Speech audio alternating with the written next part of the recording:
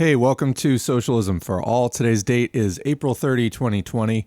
And this is a video about Noam Chomsky, a person who has had a lot of good takes and has introduced a lot of people in the mainstream of the United States to more left-wing anti-capitalist thought, but who I also think has had a number of really super bad takes. And we're going to talk about one of them, which is his take on the 2020 election. So Noam Chomsky recently was talking to Mehdi Hasan of The Intercept, and he had this to say. This is kind of a long clip. It's about 6 minutes out of a total of, I think, about a half an hour. Here you go. Of course. You are 91 years old. You have lived through, I think, 16 presidencies. Just give us a sense of how unique this moment is in your view, in US history, in world history, the global pandemic, the lockdowns, the surging unemployment, the rising death tolls, and all of it presided over by this proto-fascist carnival barker in the Oval Office, Donald J. Trump. How does he compare to anything you've lived through before? Well, this probably compares with something before I was born, the so-called Spanish flu, which, according to Trump's reasoning, should be called the Kansas flu, since it originated in Kansas. But during my lifetime, my childhood memories are Hitler's, the spread of fascism over Europe. First article I remember writing was 1939 about the inexorable spread of fascism, the terror that I remember listening to Hitler's Nuremberg rallies over the radio. I couldn't understand the words, but the mood and the crowd reaction was unmistakable. And I have to say, I get memories of that when I listen to when I watch some of Trump's mega rallies today. I don't think we should draw too close an analogy. Hitler had an ideology. The Trump's ideology is very simple, me. Okay. The ideology for Hitler was for the Nazi Party to control every aspect of life, including the business community, and of course to expand over Eurasia. That's not our situation. It's closer to the opposite, the business community controlling the government. But nevertheless, the memories are hard to suppress. It has much of the feel of a fascist dictatorship without the institutions. And they may be coming. We see them being torn to shreds day by day. As to how this compares with other moments in history, it's the most dangerous ever, the most dangerous in human history. Not because of the pandemic, which is bad enough and will have a very severe cost, but to what is looming right behind. Yes. That we're going to get over the pandemic. We're not going to get over the melting polar ice caps. And just today, this morning, there's a scientific report about where I live, southwest United States, which is undergoing a mega drought. Probably nobody's certain. It's exacerbated, of course, by global warming. And that's the kind of thing that's going to be happening massively. It will make organized human life impossible if it continues on the present course. So you mentioned how dangerous this moment is, which obviously makes the election that's coming up in November perhaps even more consequential than previous elections if we are indeed living in the most dangerous moment in modern human history. Joe Biden, the former vice president, is now the presumptive Democratic presidential nominee. His main rival, Bernie Sanders, suspended his campaign and earlier this week endorsed Joe Biden, saying it's time we get together to get rid of Trump from the White House. What did you make of Bernie's endorsement of Biden? Well, I can't second guess his choices. I think you can find a reasonable rationale for it. It's important to remember that right now, the issue of greatest urgency is to get rid of the malignancy in the White House. If we don't do that, everything else pales into insignificance. To keep this for another 4 years means racing to the abyss on global warming, possibly reaching irreversible tipping points, sharply increasing the threat of nuclear war, stuffing the judiciary with young, ultra-right, mostly unqualified lawyers who will guarantee that anything to the left of Attila the Hun can't survive for a generation, and on and on. This is top priority. Now, perhaps Sanders concluded that the best way to end this malignancy now is to try to unify the opposition, which is not much to write home about aside from him, but to unify it to try to overcome, at least get us through this immediate crisis. So you talk very eloquently there about what's at stake. You summarize some of the issues from a second term of Trump. You say it's time to get rid of the malignancy in the White House. What do you then make of this very boisterous, very online, never Biden movement that we're seeing from some on the left, from some former Bernie people, including his own former national press secretary, some left-wing social media stars? What do you make of the never Biden movement? Well, it also brings up some memories. The early 30s in Germany, the Communist Party, following the Stalinist line at the time, took the position that everybody but us is a social fascist. So there's no difference between the Social Democrats and the Nazis. So therefore, we're not going to join with the Social Democrats to stop the Nazi plague. But we know where that led. Okay. There are many other cases like that, and I think we're seeing a rerun of it. So let's take the position, never Biden. I'm not going to vote for Biden. There is such a thing. There's a thing called arithmetic. You can debate a lot of things, but not arithmetic. Failure to vote for Biden in this election in a swing state amounts to voting for Trump. Takes one vote away from the opposition, same as adding one vote to Trump.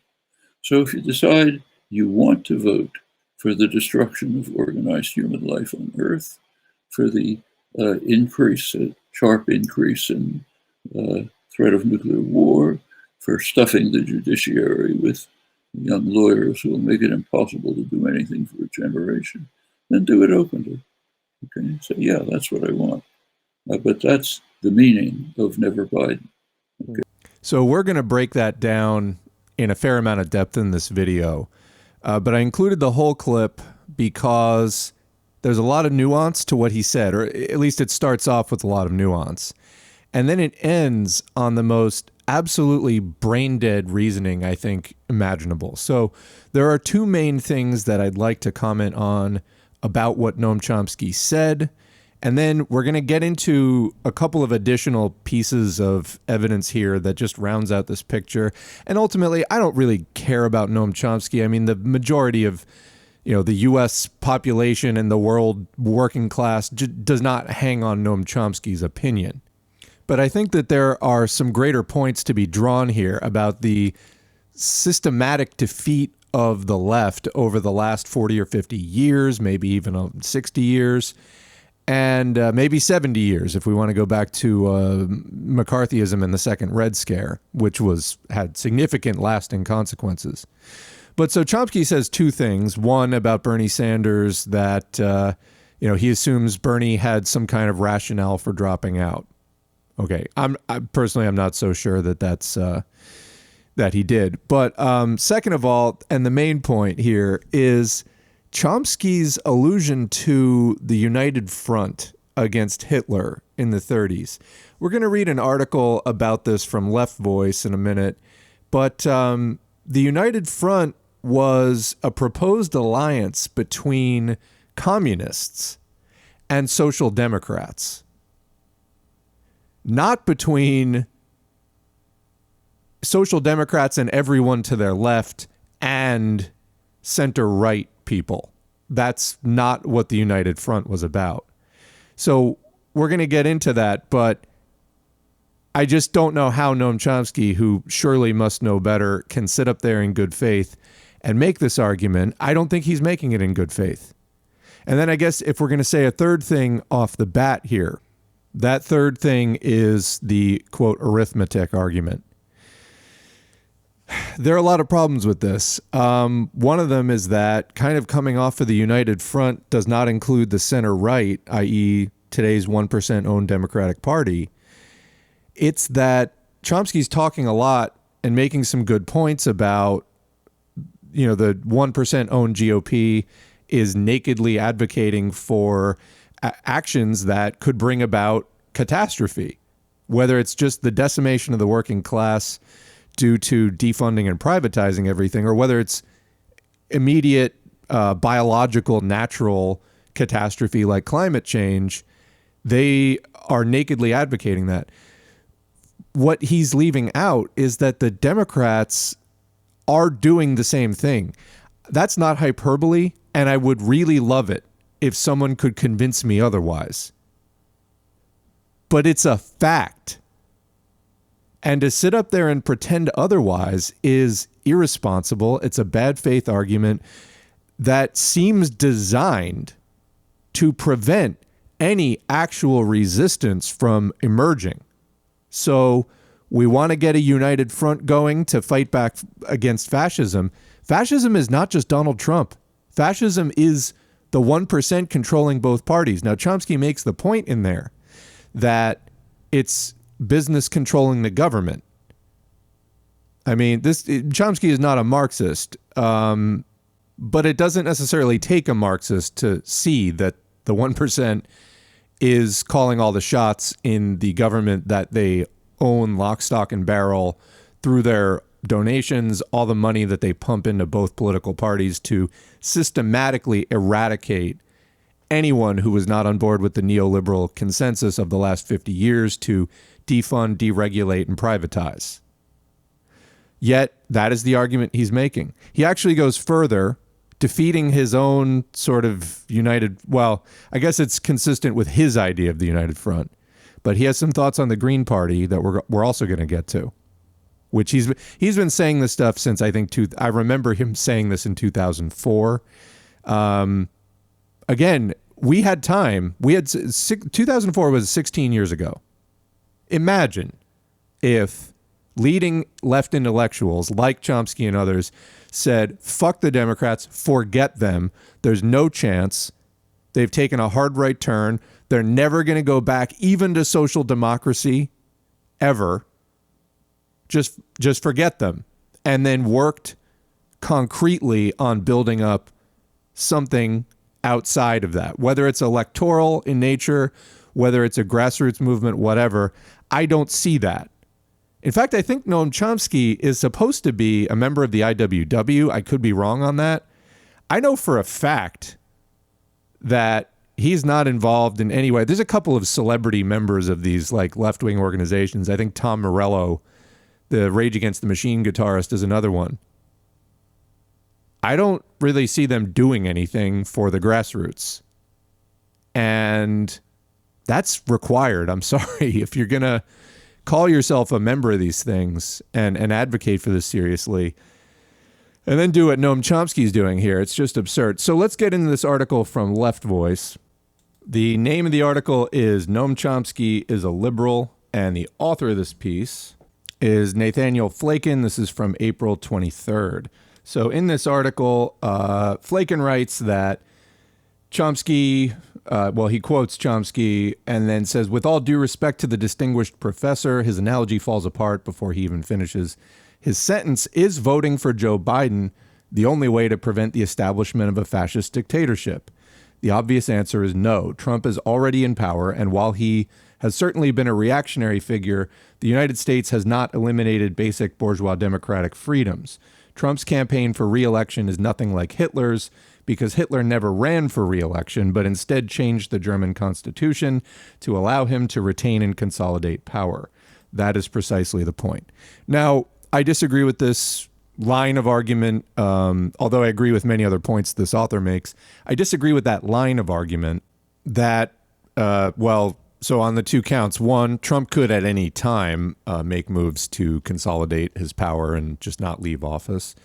But, in which case, so you can't make that kind of prediction, basically, is my point.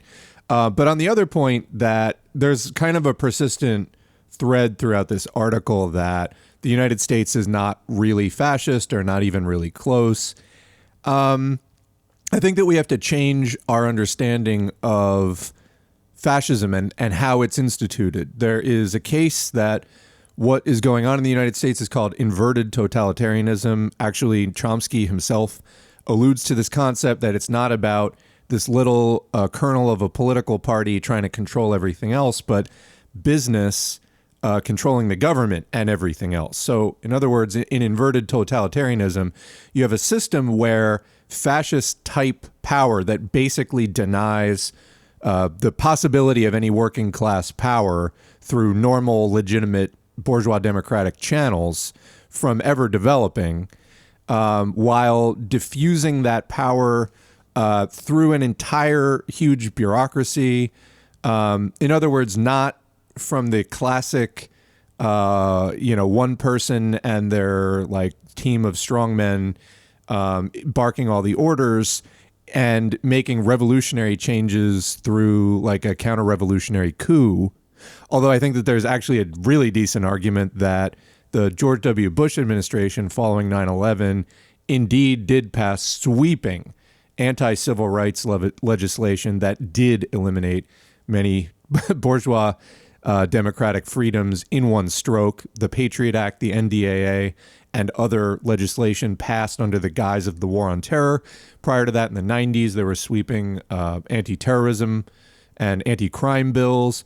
And then on a cultural level, through gentrification and just generally making venue space too expensive to rent and rezoning and urban renewal and things like that, basically making it impossible for clubs of any kind, whether it's, working class unions or cultural centers or community centers, to even exist without massive amounts of funding due to lease terms and all kinds of things that are restrictive and really lend themselves to just big business, corporate chains, and other things only having the prerequisites to get a physical piece of the action and actually set up shop somewhere that people can go, and whether it's a drop-in center or whatever. These things still somewhat exist.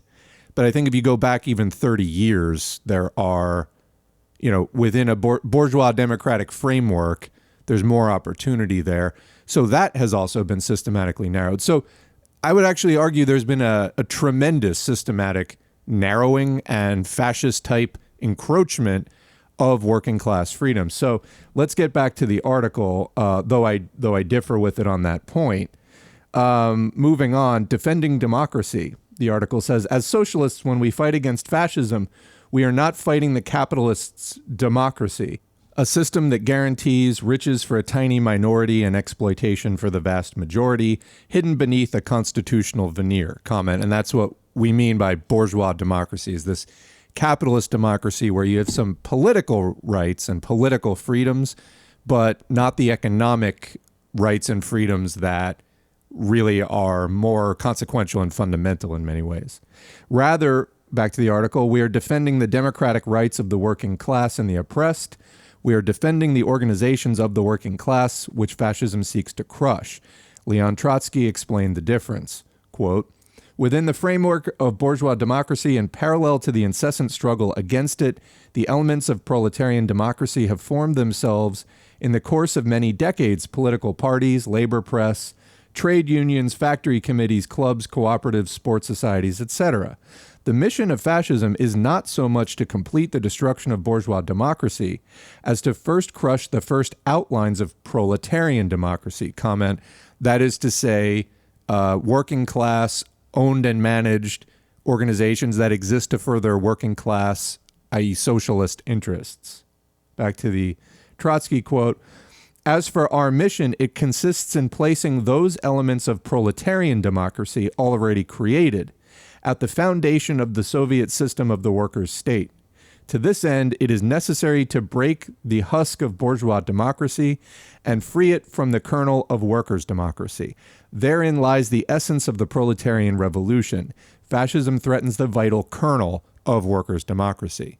So commenting, this is, if anyone is familiar with the IWW's preamble, the Industrial Workers of the World, or Wobblies, they wrote about building one big union of all the workers in industrial organizing to create a new world within the shell of the old. That is, start creating a workers' organization that during capitalism, under capitalism, that eventually can expand and finally separate itself from capitalist government, capitalist society, and take over, and then leave capitalism behind in the past. So what he's saying there is that this is how socialism starts, by building up working class organizations under capitalism to eventually overthrow capitalism once they become strong enough, and that what fascism is trying to do is to crush that seed of socialism, working class organizations in their infancy, before they, while it's still an acorn rather than an oak tree. And that's what fascism is trying to do. It's trying to preserve capitalism by brutally stamping out any emerging left-wing anti-capitalist trends so that bourgeois democracy can continue. So back to the article. In other words, our fight against fascism aims to mobilize the entire working class with the goal of overthrowing the capitalist system, the system that gives rise to fascism in the first place. So then it goes on to talk about the United Front. Quote, it is true, as Chomsky said, that in 1930s Germany, the communists refused to join alongside the Social Democrats in the fight against the Nazis, since they considered the former, quote, social fascists. They were following Stalin's orders, who had declared that social democracy was the moderate wing of fascism. It is equally true that the Social Democrats refused to stand by the communists, calling the latter, quote, red fascists. Both parties had an absolutely criminal policy that prevented the workers' movement from closing ranks against a mortal foe. This allowed the Nazis to impose the most devastating kind of defeat, a defeat without a shot being fired. A united front would have meant an agreement on practical measures of self-defense by all working-class organizations, independent of their program. Trotsky described what a united front policy would have looked like. Quote, the communist worker must say to the social democratic worker, the policy of our parties is irreconcilable. But if the fascists come tonight to sack the hall of your organization, I will hasten to your aid with arms in hand. Do you promise me that if a danger threatens my organization, you will run to my aid? There is the quintessence of the policy of the present period. All the propaganda must be attuned to this diapason. An anti-fascist united front would not have required communists to forgive the countless crimes of the social democratic leaders. The SPD has crushed the revolution of 1918 to 19 and governed the capitalist republic for years, and it was thus responsible for the murder of thousands of workers. The United Front was a proposal for concrete action and an opportunity for communist workers to win over their colleagues who still put hopes in reformism. So I did a video, commenting now, I did a video last week called Were U.S. Marxists Wrong to Support Bernie Sanders? And basically what I was getting at, there's a few other points why I'm pausing to just think about it, but with regard to the United Front, that's very much what I was proposing, that obviously Bernie Sanders is not a Marxist. Most of his followers are not Marxists. And if elected, they would probably repeat a lot of the mistakes of the capitalist government to date under neoliberalism. At the same time, they are also distinct from the Joe Biden, Obama, Hillary Clinton wing of that party because they really don't want neoliberalism. And that has been pretty well articulated over the last 5 years in particular. Remember, political parties and political groups in anything, capitalism or otherwise, are a moving target. So it's always about the current historical context, more or less, in terms of where these parties are. And keep in mind also, in the United States, we have a very unusual situation because we have a two-party system probably most likely due to the winner-take-all style of non-proportional electoral politics in government. So basically that means that everyone on the right typically runs as a Republican, whether they're more moderate right or white nationalist fascist. There are also the Libertarian and Constitution parties and probably some other fringe right-wing parties, some of whom have never attained any seats at any level of government, while others I'm not sure about the Constitution Party, but I know that the Libertarian Party does hold many state-level seats at least, and probably some local seats in at least some United States of the United States. Whereas on the left, it's really just the Democratic Party, heavily, heavily dominated by money. Now, on the right, that's not as big of an issue. Whether you're a libertarian or a constitutionalist or a Republican, you probably don't really care about money in politics. Gary Johnson, the 2016 Libertarian candidate, said as much outright. I mean, they want to privatize everything. Why would they care about money in politics? Just ideologically, it's logical. But then on the left, you have the Democrats occupying the center right to maybe center space, with the Bernie Sanders wing, which the Democratic Party absolutely does everything it possibly can to crush, destroy, exorcise, just expel, maybe center to center left.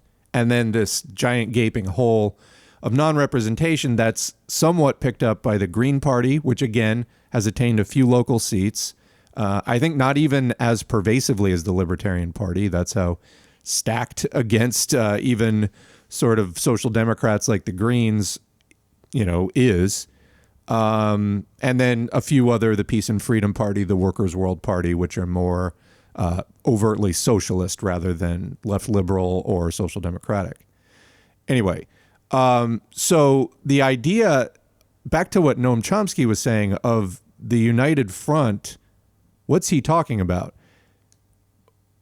Is he really trying to say that Joe Biden is equivalent in this scenario to the Social Democrats in Germany with whom the communists refused to align and fight fascism?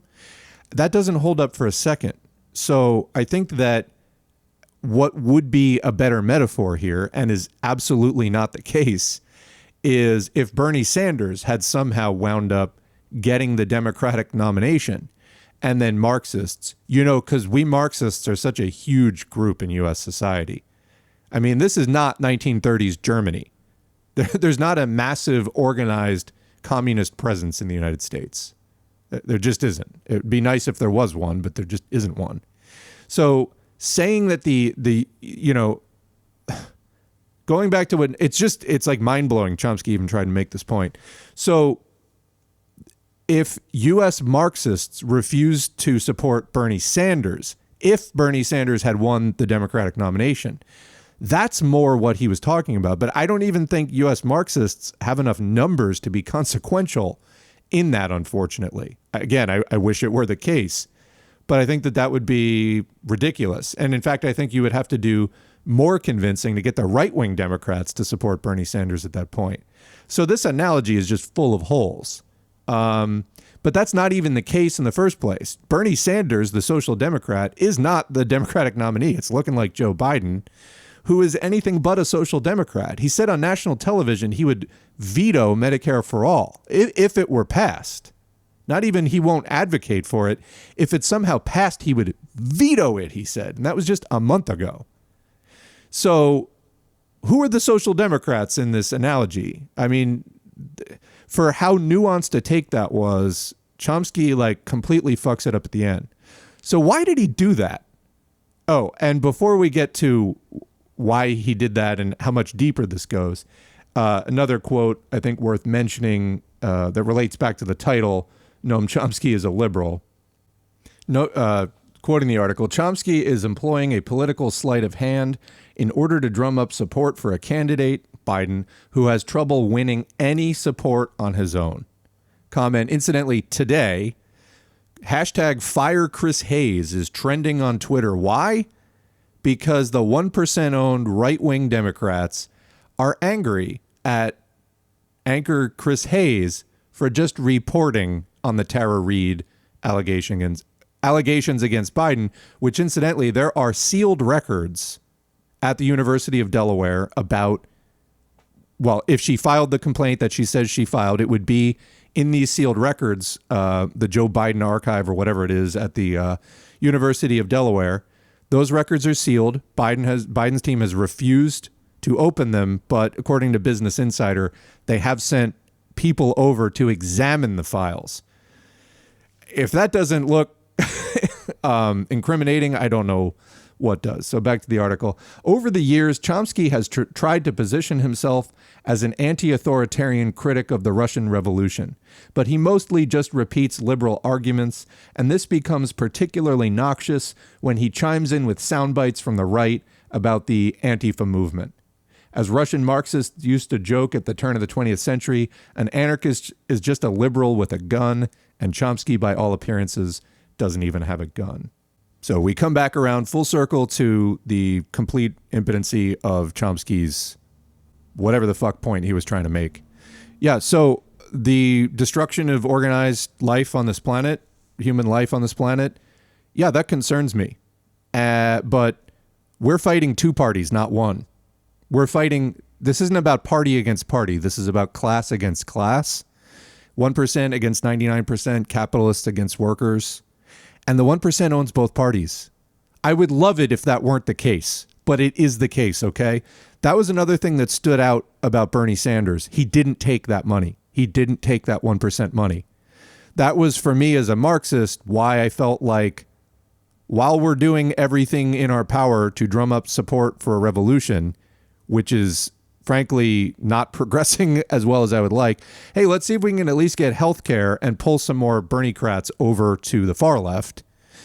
That was why I thought that was even tenable as an option. I don't think we'll see that repeat. And obviously Bernie Sanders, shit his pants in front of the entire world in this process. That's neither here nor there. Bernie Sanders has been disowned, but the movement is there. And what do we, who don't want fascism, who are not, who are trying to resist fascism, both from the far left and from the Bernie-crat social democrat wing, what do we do? Because we need to do something. Well, there is the Green Party. But guess what? Noam Chomsky's got something to say about them too. But that's not a big surprise. Let's take a look. So we've got something here called the Open Letter to the Green Party. Oh boy. So this is from January 24th, 2020. Off the top of my head, I think that was before any ballots were cast in the Democratic presidential primary. Obviously, that didn't turn out so well for anyone who didn't want Joe Biden and the continued neoliberal austerity agenda. But anyway, this open letter was published in Truthdig, I believe, and it is co-signed by Noam Chomsky and like 9 other people who are vaguely on the left somewhere, but I feel like the last time most of these people were relevant was like probably at least 10 years ago. Noam Chomsky, Barbara Ehrenreich, Bill Fletcher, Leslie Kagan, Ron Daniels, Kathy Kelly, Norman Solomon, Cynthia Peters, and Michael Albert, all of whom are involved in union politics or the Democratic Party or something, vaguely on the left and to the left of mainstream Democrats. But I feel like the last time I heard most of these names was during the Bush administration in the 2000s. Anywho, I'm not going to read this entire letter. Again, you can find it at Truthdig. It is called An Open Letter to the Green Party for 2020. It was just too totally infuriating and baffling to me. And, and let's say also about the Green Party, this is more of a left liberal social democratic party. They basically have the Bernie Sanders platform type of thing. Howie Hawkins is running. They still have to have their primary, but Howie Hawkins is a strong contender for the Green Party's presidential slot. And he is one of the original co-founders of the Green Party US. He is also calling himself an eco-socialist. He's been involved with the union movement. And I have to say that when I saw his interview with Chris Hedges, I think back in 2019, I said I'd take this guy any day over Bernie Sanders when it comes to electoral stuff. So again, just for any Marxists listening, I do think that revolution, not electoral politics, is what's going to get us socialism in the end. I also know that I would, really like to do, if there's anything even possible, to get all the kids right now growing up without healthcare. There's just such massive poverty right now that's going to be impacting people. Poverty in your childhood shapes you for decades.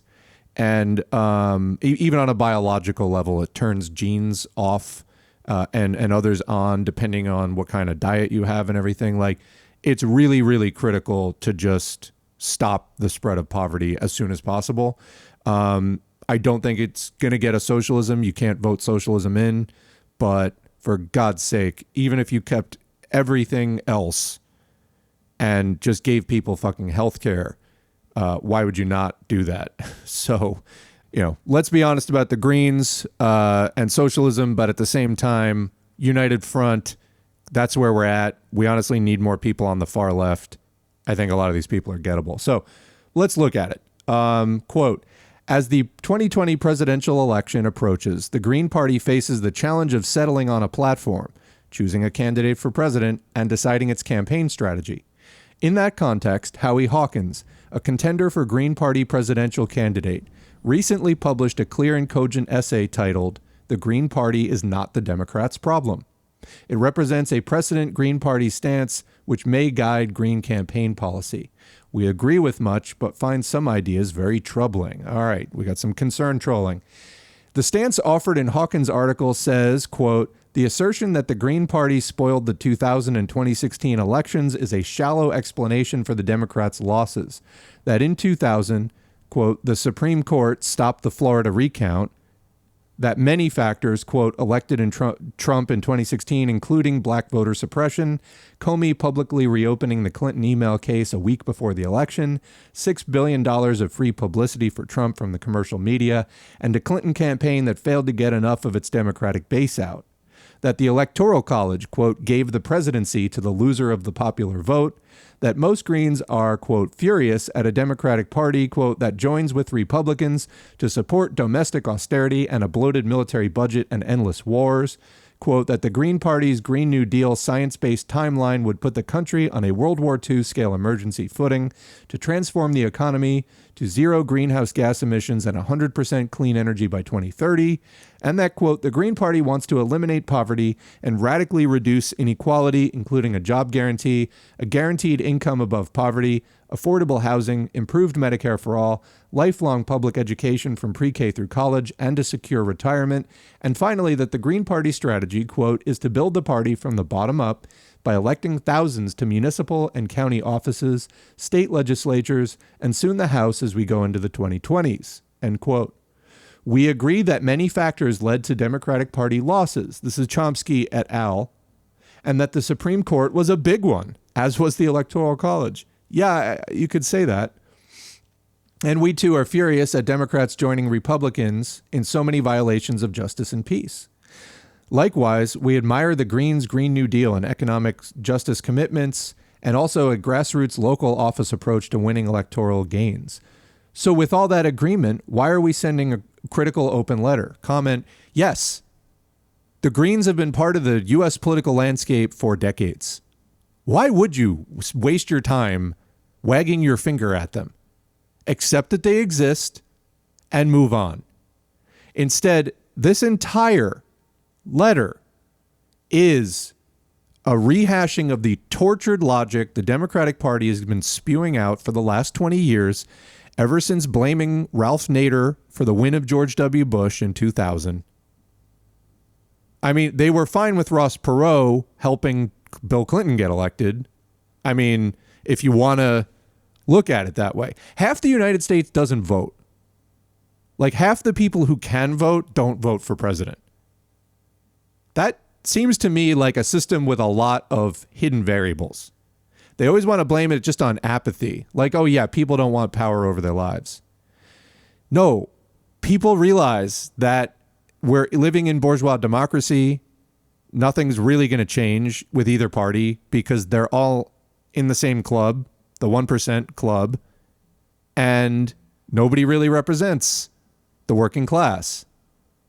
I mean, if that was ever the case, to any extent, like I submit that at one time, there was a counterpower of working class community organizations, labor unions, etc., that were somewhat democratic, somewhat actually fighting for workers' interest, and actually could exert some kind of a counter influence, not a dominant influence, but a counter influence on 1% money within the Democratic Party.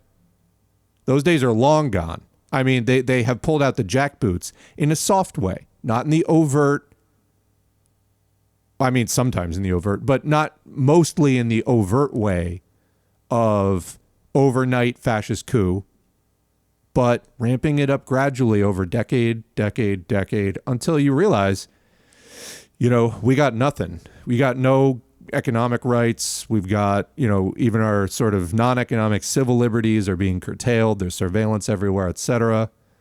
But anyway, this letter does go on to just rehash all of that. I started reading this in a previous take of this recording, and I just absolutely could not get through it.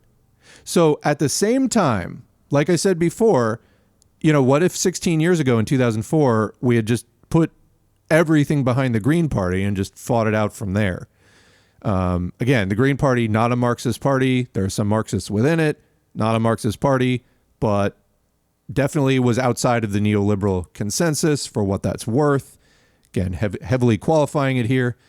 But in the world of politics, which is kind of electoral politics, which is kind of the only thing that seems to touch people's lives anymore. Most people are not in a labor union or tenants union or things like that. This is what people are looking to right now. I mean, we've got to change that by rebuilding those organizations. But part of how those organizations got eroded was how right-wing, both Democrat and Republican parties have become, how much they've pushed any other voices out of the equation, any other parties.